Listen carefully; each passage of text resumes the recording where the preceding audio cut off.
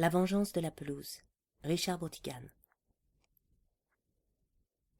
La rivière Carthage jaillissait de la terre avec fracas en une source bouillonnante.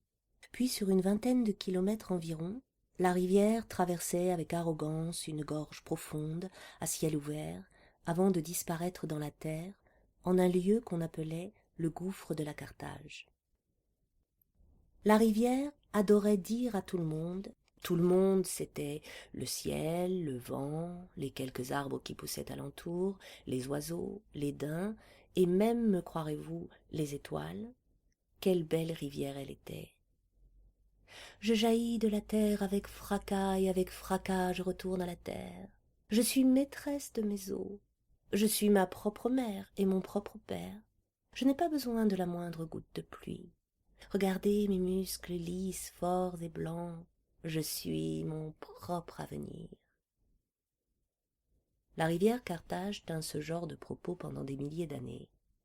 Inutile de préciser que tout le monde c'était le ciel, etc., en avait jusque-là de cette rivière. Les oiseaux et les daims essayaient dans la mesure du possible d'éviter cette région.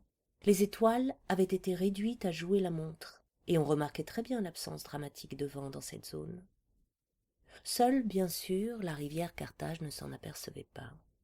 Même les truites qui y vivaient avaient honte de la rivière, et étaient toujours heureuses de mourir. C'était encore mieux que de vivre dans cette putain de vantarde de rivière. Un jour, la rivière Carthage, au milieu de son discours sur sa propre grandeur, sécha.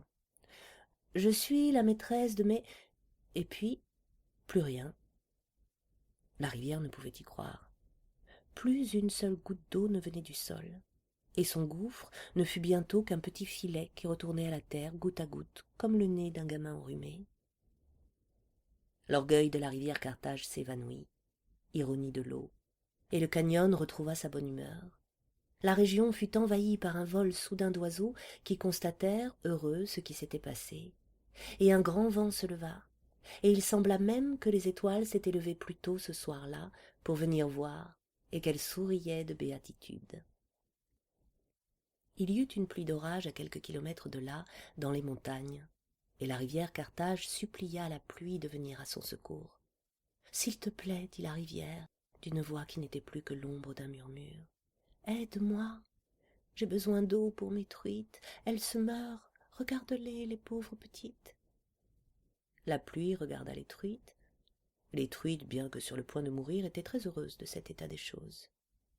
La pluie d'orage inventa une histoire incroyablement compliquée, prétendant qu'elle devait aller voir la grand-mère de je ne sais plus qui, dont la sorbetière était cassée, et qui avait besoin, paraît-il, d'une grande quantité de pluie pour la réparer. « Mais peut-être aurons-nous la chance de nous revoir dans quelques mois.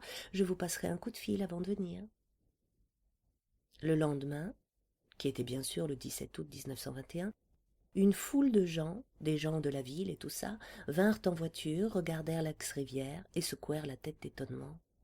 Et en plus, ils avaient des quantités de paniers de pique-nique. Il y eut un article dans le journal local, avec 2 photos qui montraient 2 grands trous vides qui avaient autrefois été la source et le gouffre de la rivière Carthage. On aurait dit des narines.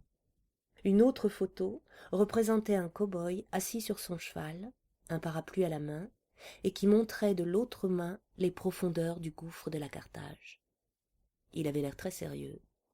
C'était une photo destinée à faire rire les gens, et c'est bien ce qu'ils firent.